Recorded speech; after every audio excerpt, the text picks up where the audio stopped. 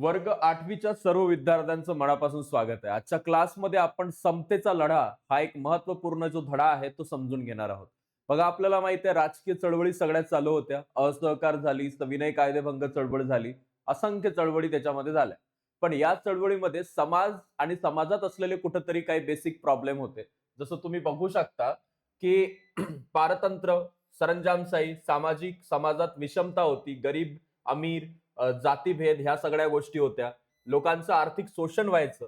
ह्या सगळ्या गोष्टीकडे पण लक्ष देणं महत्वाचं होतं आणि त्यामुळं या सगळ्या गोष्टींकडे पाहण्याचा जो लोकांचा दृष्टिकोन होता तो आता बदलत होता. लोकांनी त्याला विरोध करायला सुरुवात केली होती. स्वातंत्र्याप्रमाणे समतेचं तत्वही जे आहे ते फार महत्वाचं आहे. आणि या दृष्टीनं शेतकरी असो, कामगार असो, स्त्रिया असो, दलित वर्ग असो, या समाज घटकांनी उभारलेल्या ज्या काही चळवळी होत्या आणि समता ह्या सगळ्या गोष्टी होत्या, या समाजाचा प्रवाह होता, याला महत्व देण्याचं काम सुरू झालं. याचं योगदान म्हणजे याचं भान ठेवल्याशिवाय आधुनिक भारताची जडणघडण समजू शकणार नाही असं प्रत्येकाला वाटलं. म्हणून आपण अशा काही चळवळींचा आज जो आहे तो अभ्यास करणार आहोत. त्यातला जो सगळ्यात मोठा पार्ट आहे तो आहे शेतकरी चळवळीचा. ब्रिटिशांच्या आर्थिक धोरणाचे दुष्परिणाम भारतीय शेतकऱ्यांना जे आहे ते भोगावे लागत होते. ब्रिटिशांचे आपण म्हणू शकतो आर्थिक धोरण जे होतं त्याचे खूप जास्त वाईट परिणाम आपल्याकडे व्हायचे. जमीनदार असो, सावकार असो, यांना ब्रिटिश सरकार जे आहे ते संरक्षण द्यायचं. ब्रिटिश सरकार चुकीच्या लोकांना जे आहे ते प्रोटेक्ट करत होतं. त्यात जमीनदार लोक, सावकार लोक होते. ते शेतकऱ्यांवर अन्याय करायचे. शेतकऱ्यांवरती कंटिन्युअसली त्यांचा जो आहे तो अन्याय सुरू होता आणि या अन्यायाविरुद्ध शेतकऱ्यांनी अनेक उठावही केले. बंगालमध्ये शेतकऱ्यांनी नीळ उत्पादनाच्या सक्तीविरुद्ध कृषी संघटना स्थापन उठाव केला. दीनबंधू मित्र यांच्या नील दर्पण या नाटकानं नीळ उत्पादक शेतकऱ्यांची हलाखीची स्थिती सर्व समाजाच्या नजरेला आणली. 1875 साली महाराष्ट्रातील शेतकऱ्यांनी जमीनदार आणि सावकार यांच्या अत्याचाराच्या विरुद्ध मोठा उठाव केला.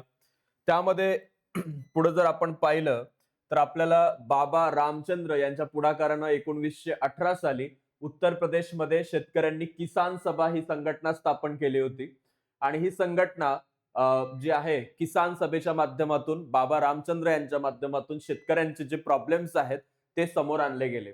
केरळमध्ये मोपला शेतकऱ्यांनी उठाव केला होता आणि तो ब्रिटिश सरकारनं जो आहे तो चिरडून टाकला होता. मोपलांचा जो उठाव होता तो ब्रिटिश सरकारनं चिरडून टाकला. 1936 साली प्राध्यापक एन जी रंगा, ओके 1936 मध्ये प्राध्यापक एन जी रंगा यांच्या माध्यमातून पुढाकारानं अखिल भारतीय किसान सभा स्थापन करण्यात आली होती. स्वामी सहजानंद सरस्वती हे या सभेचे जे आहे ते अध्यक्ष होते. सोबतच आपण इथं पाहू शकतो की या सभेनं शेतकऱ्यांच्या हक्कांचा जाहीरनामा जो आहे तो राष्ट्रीय सभेला सादर केला. 1936 मध्ये महाराष्ट्रातील ग्रामीण भागातलं फैजपूर येथे राष्ट्रीय सभेचं अधिवेशन भरलं होतं. या अधिवेशनाला हजारो शेतकरी जे आहे ते उपस्थित होते. त्याचबरोबर 1938 साली पूर्व खानदेशामध्ये अतिवृष्टी होऊन पिकं लोकांची बुडाली. शेतकऱ्यांची स्थिती हलाखीची झाली होती. शेतसारा माफ करून घेण्यासाठी साने गुरुजींनी जागोजागी सभा घेतल्या होत्या, मिरवणुका काढल्या होत्या, कलेक्टर कचेरीवर मोर्चे काढले होते आणि 1942च्या क्रांती पर्वामध्ये शेतकरी मोठ्या संख्येनं इथे सामील झाले होते.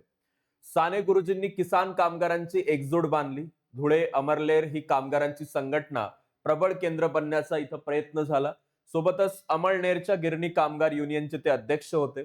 पंढरपूरमध्ये विठ्ठल मंदिर जे होतं हे दलितांसाठी खुलं व्हावं यासाठी साने गुरुजी यांनी आमरण उपोषण केलं होतं, ज्यामध्ये ते मरेपर्यंत त्या ठिकाणी उपोषणाला बसले, पण शेवटी सरकारने त्यांची जी मागणी आहे ती मान्य केली.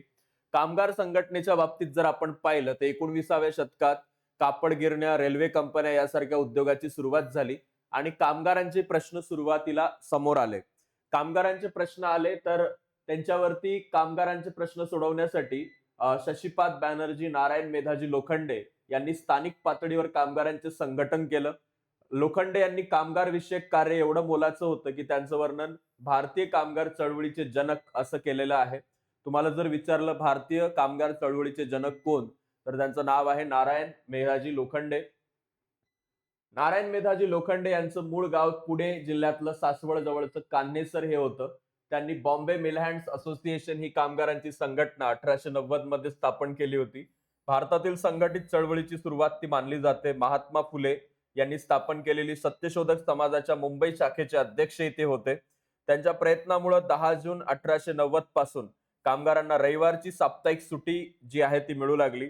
सोबतच याच सुमारास आसाममध्ये चहाच्या मळ्यातील कामगारांच्या दारुण अवस्थेविरुद्ध आंदोलन करण्यात आलं.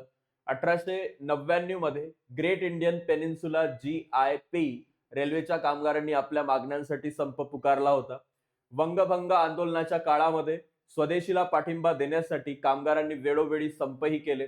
पहिल्या महायुद्धानंतर भारतात औद्योगिकीकरणामुळे कामगार वर्गाची वाढ झाली, तेव्हा मात्र राष्ट्रव्यापी कामगार संघटनेची आवश्यकता भासू लागली आणि याच गरजेतून 1920 मध्ये जी आहे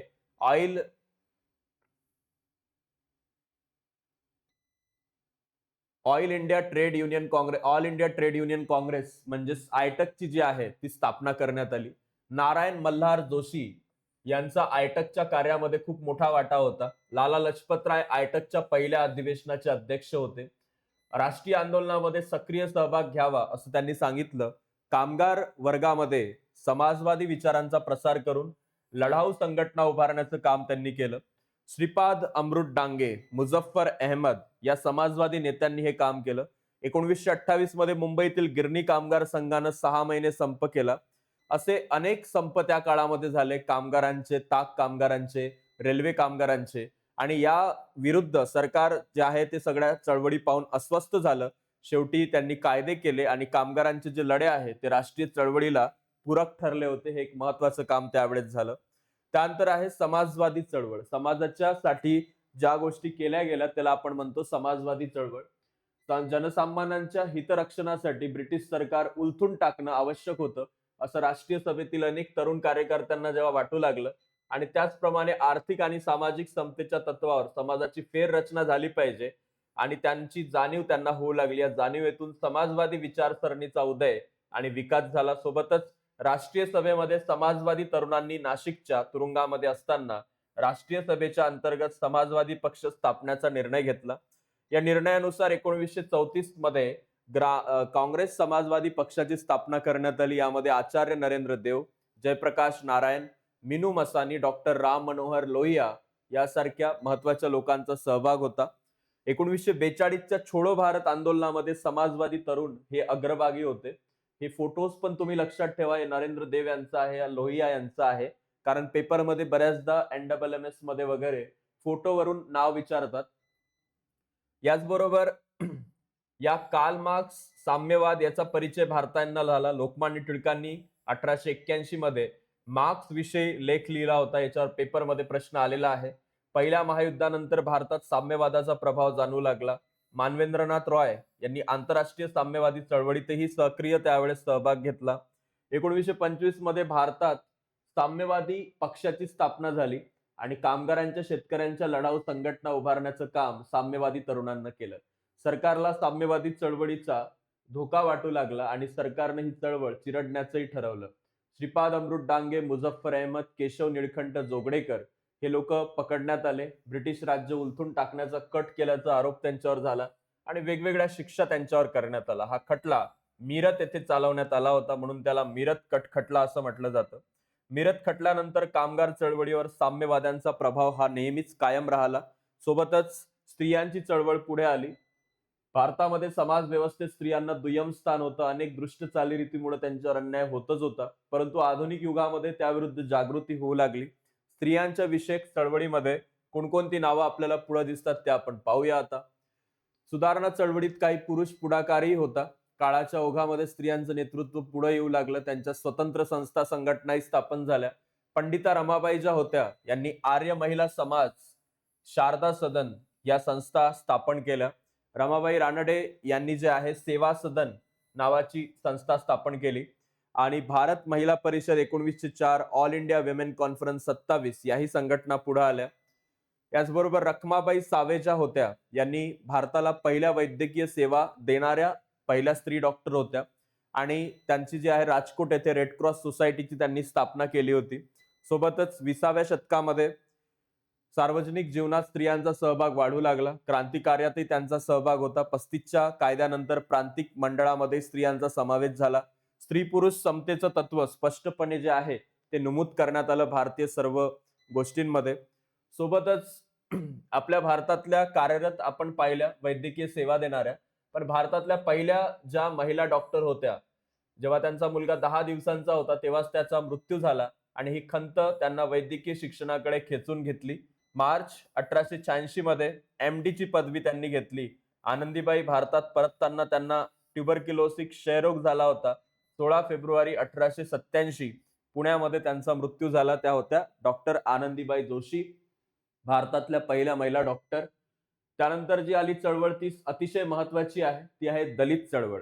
दलित चळवळीमध्ये आपल्याला भारतातील समाज रचना विषमतेवर आधारित दिसते. समाजामध्ये दलितांना मिळणारे अन्याय वागणी विरुद्ध महात्मा ज्योतिराव फुले, नारायण गुरु यासारख्या समाज सुधारकांनी जनजागृती केली. महात्मा फुले यांच्या शिकवणीला अनुसरून गोपाळ बाबा वलंगकर, शिवराम जानबा कांबळे यांनी अस्पृश्यता निर्मूलनाचं काम केलं. गोपाळ बाबा वलंगकर यांनी 1888 मध्ये विटाळ विध्वंसन या पुस्तकामधून अस्पृश्यतेचं खंडन केलं होतं. शिवराम जानबा कांबळे यांनी सोमवंशीय मित्र हे मासिक 1 जुलै 1908 मध्ये सुरू केलं. मुरळी जोगतीनींचा प्रश्नांना वाचा त्यांनी फोडली. सोबतच देवदासींच्या विवाहासाठी कोणी पुढाकार घेतला होता यावरही आपल्याला प्रश्न येऊ शकतो, तर ते शिवराम जानबा कांबळे. रामस्वामी पेरियार यांनी पण अस्पृश्यता निर्मूलनासाठी काम केलंय. आणि त्यानंतर महत्वाचं नाव येतं ते आहे महर्षी विठ्ठलरामजी शिंदे यांचं. यांनी दलितांच्या प्रगतीसाठी 1906 मध्ये डिप्रेस्ड क्लास मिशन या संस्थेची स्थापना केली. दलितांना स्वाभिमानी, सुशिक्षित, उद्योगी बनवणं हा त्यांच्या कार्याचा महत्वाचा भाग होता. उच्चवर्णीयांच्या मनात दलित विषयक भ्रामक समजुती नष्ट करणं हा दुसरा भाग. आणि त्यासाठी त्यांनी मुंबईमध्ये परळ, देवनार या भागामध्ये जे आहे ते काय केलं होतं, त्या भागामध्ये मराठी शाळा, उद्योग शाळा काढल्या होत्या. पुण्यामध्ये पर्वती मंदिरामध्ये प्रवेश सत्याग्रह, दलितांची शेतकी परिषद, संयुक्त मतदारसंघ योजना इत्यादी बाबत दलित वर्गाच्या हिताच्या दृष्टीनं ते विविध कार्यामध्ये सक्रियपणे भाग घेत होते. राजर्षी शाहू महाराजांनी डॉक्टर बाबासाहेब आंबेडकरांच्या नेतृत्वाची पाठराखण केली. त्यांच्याच काळामध्ये निर्माण झालेल्या ब्राह्मणेतर चळवळीचं नेतृत्व त्यांनी केलं. राजर्षी शाहू महाराजांनी कोल्हापूर संस्थानात आरक्षणाचा क्रांतिकारी जाहीरनामा काढला.